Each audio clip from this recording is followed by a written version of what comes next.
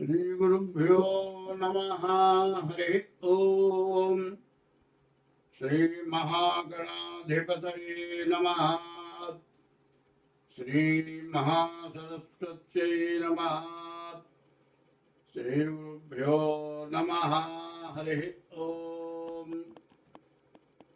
वंदे शंभुमापतिं सुरगुरुं वंदे जगत्कारणम् वंदे पन्नगभूषणं मृगधरं वंदे पशूनां पतिं वंदे सूर्यशशाङ्कवक्निनयनं वंदे मुकुन्दप्रियं वंदे भक्तजनाश्रयं च वरदं वंदे शिवं शङ्करम् చల్లి నిండు దలంచి పుస్తుకముచి తన్బూనిజిన్ నీవు నాయుల్లంబందున నిల్చి జృంభణముగా నృక్తులు సుశబ్దంబులో శోభిల్లన్ బల్కుము నాదువాక్కునను సంప్రీతిన్ జగన్మోహిని फुल्लाब्जाक्ष सरस्वती भगवती भारती निक्षेष जाड्यापः। ఒక మంచి విషయం చెప్పుకుందాం. అధిక విద్యావంతులు అప్రయోజకులైనారు. ఎందుకు పనికిరాని వాళ్ళు బాగా గొప్ప వాళ్ళైనారు. సత్యం పలికేటువంటి వాళ్ళ మాట ఎక్కడ పలికి రావట్లేదు. వదరబోతులు తిట్టేవాళ్ళు, దుర్మార్గులు, తగాదాలు పెట్టుకునేవాళ్ళు, కుట్టేవాళ్ళు, మరి అందరినీ బెదిరించి ఆస్తులు లాక్కుండేవాళ్ళు, ప్రతి ఆస్తులు కబ్జాలు చేసేవాళ్ళు, మరి చాలా గొప్పవాళ్ళుగా పూజింపబడుతున్నారు. మరి సత్యవంతులు పనికిరాకున్నాయన, వదలు బోతులు దేశాన్ని పాలిస్తున్నారు. స్వార్థపరులు అంటారు. ఈ స్వార్థపరులకు ఎట్లా ఉంటుందంటే వాళ్ళ కొన్ని వందల కోట్లు, వేల కోట్లు సంపాదించారు. ఈ వందల కోట్లు, వేల కోట్లు ఏం చేయాలి? ఈ వందల కోట్లలో, వేల కోట్లలో ఆలోచిస్తే ఒక్క షర్ట్ ఉందండి, తొడుకులు చొక్కా, అది ₹1,00,000 చొక్కాట, 5 లక్షల రూపాయల ప్యాంటు, పెట్టుకునే వాచ్ వచ్చాడు ₹1,00,00,000. అసలు ఇది ఏమిటి? దేనికి ఎందుకు ఖర్చు పెడుతున్నాం? అదే సమయంగా సంపాదించిన డబ్బులైతే ఇట్లా పెట్టుకుంటాం. వాచ్ అని ఇప్పుడు గడియారం ఉందండి, మరి 200, 300 పెడితే కరెక్ట్ వాచ్ వస్తుంది. అదైనా టైం చూపించేది, ఇదైనా టైం చూపించేది.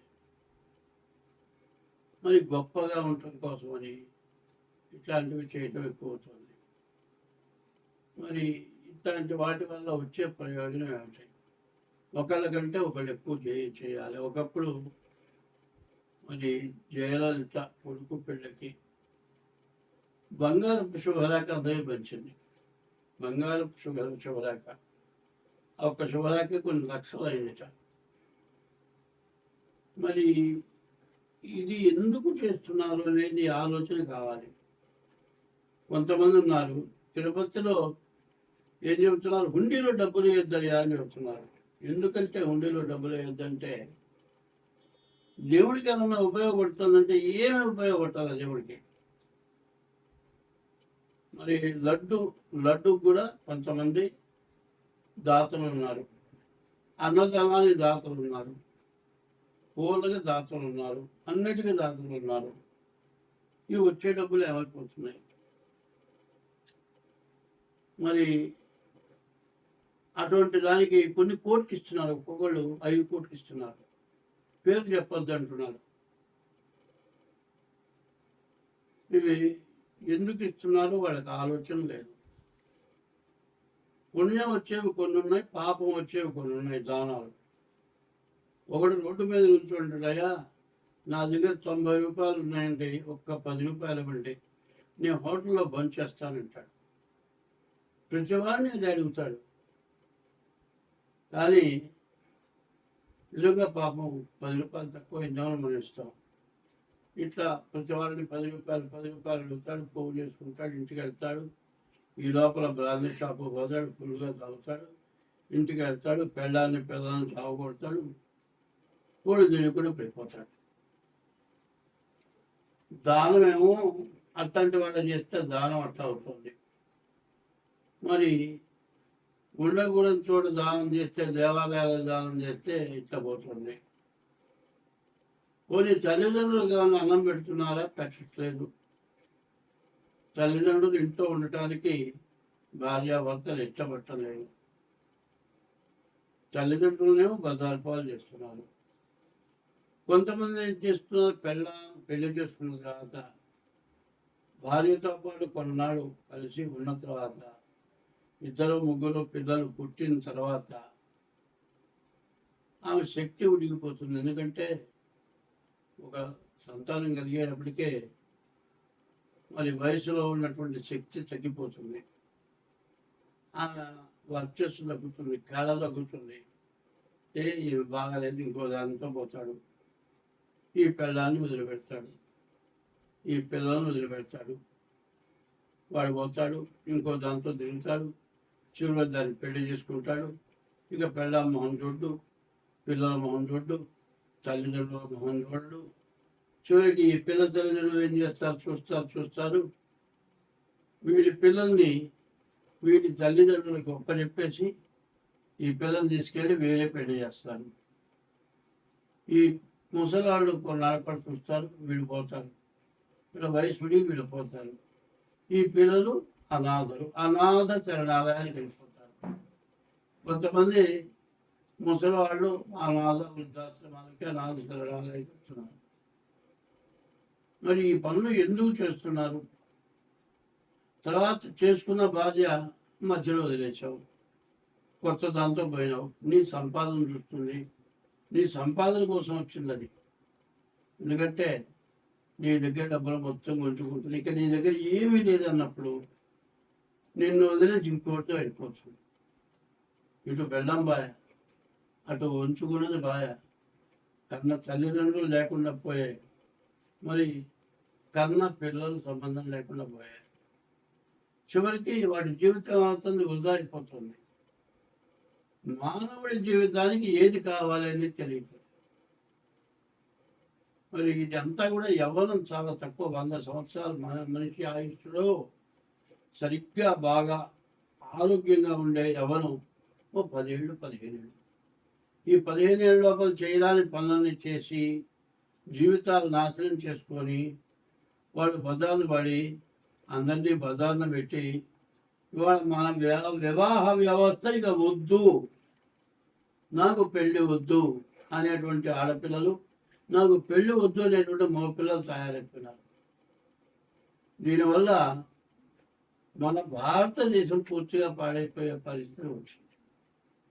దీనివల్ల విపరీతమైన పాపం వచ్చింది. తల్లిదండ్రుల్ని కానీ భార్యని హింసిస్తే ఆ పాపం దేశానికి కొడుతుంది. కాబట్టి దీనివల్ల అందరం నష్టపడుతున్నాం. దీన్ని జాగ్రత్త పడాల్సిన అవసరం చాలా ఉంది. స్వస్తి. ధనస్సు రాశి. ఈ ధనస్సు రాశికి వచ్చేప్పటికల్లా కుజుడు, రాహువు, శుక్రుడు, గురువు, ఈ 4 గ్రహాలు బాగున్నాయి. వివాహం జరిగితే మంచి భార్య వస్తుంది, అనుకూలవత వస్తుంది. భార్య వచ్చిన తర్వాత బాగా కలిసి వస్తుంది. వ్యవసాయదారులకు బాగుంది, వ్యవసాయంలో బాగా ఆదాయం వస్తుంది. మీకు ఎవరైనా మీ వల్ల అంతకుముందు మీ ఆస్తి కానీ మీ డబ్బు కానీ తీసుకొని ఇవ్వక మీరు ఇక రావు అని వదిలేసినవి కానీ, కోర్టుకు పోయి కోర్టులో కూడా ఓడిపోయి ఇక డబ్బులు ఎక్కువ ఖర్చు అయిపోయి ఆస్తి కంటే ఎక్కువ దండగబోతోంది, ఇక లాభం లేదని వదులుకున్నావు కానీ తిరిగి మళ్ళీ మీకు వస్తాయి. కాబట్టి ఇట్లా చెప్పా కదా అని వివాహం విషయంలో మాత్రం జాతకం చూడకుండా వివాహం చేసుకోవద్దు. వివాహ వ్యవస్థే ప్రతి చోట దెబ్బతీస్తుంది. వివాహ వ్యవస్థలో చాలా ఇబ్బందులు వస్తున్నాయి. ఎందుకంటే మగపిల్లలు సరిగా చదవటం లేదు, ఆడపిల్లలు బాగా చదువుతున్నారు. ఆడపిల్లల యొక్క ప్రభావం ఎక్కువగా ఉంది. మరి ఎందుకు ఉన్నది అంటే మనలో ఏదైనా లోపం ఉంటే మాత్రం వాడు మాత్రం ఊరుకునే పరిస్థితుల్లో లేరు. మగవాడు సరిగ్గా ఉండకపోతే మాత్రం వెంటనే తిరగబడి బయటికి వెళ్ళిపోయి విడాకులు ఇవ్వటమే కాకుండా మిమ్మల్ని జీవితంలో హింసించే లక్షణాలు ఎక్కువగా ఉన్నాయి. కాబట్టి వివాహం చేసుకోవాలంటే జాగ్రత్త పడి చేసుకోండి. ఆడపిల్లలు చాలా తక్కువగా ఉన్నారు. దొరికింది కదా అని తొందరపడి చేసుకోవద్దు. మీ ఇద్దరు జాతకాలు కలవంది మాత్రం జాతకం చేసుకోవద్దు. పెళ్లి చేసుకోవద్దు. పెళ్లి చేసుకోవాలంటే మీ డేట్ ఆఫ్ బర్త్ ద్వారా మరి చేసుకునే పిల్ల డేట్ ఆఫ్ బర్త్ రెండు కూడా చూసుకొని జాతకాలు కలిస్తేనే చేసుకోవాలి. షష్టాష్టకాలు, కాలసర్ప దోషాలు, కుజ దోషాలు ఇట్లాంటివి మాత్రం జీవితంలో భార్యాభర్తలు కలిసి ఉండలేని పరిస్థితి వస్తుంది. తర్వాత వచ్చి చూపించుకొని చాలా బాధలు పడుతున్నారు. కాబట్టి ఈ రాశి వాళ్ళు వివాహం విషయంలో చాలా జాగ్రత్తగా ఉండాలి. మరి ఇల్లు కొనుక్కుంటానే బాగా ఉంది, వివాహం చేసుకుంటానే బాగా ఉంది, విద్య, ఉద్యోగం, విదేశీయానానికి బాగా ఉంది.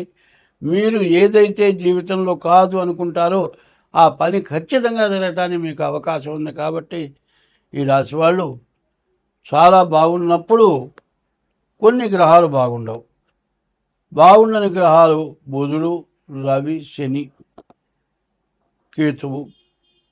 మరి ఈ గ్రహాలు పూర్తిగా బాగాలేవు. 4 గ్రహాలు బాగాలేవు. ఈ 4 గ్రహాల వల్ల కూడా బాగా ఇబ్బందులు వస్తాయి. కాబట్టి జాతకం చూపించుకోవటం చాలా మంచిది. స్వస్తి.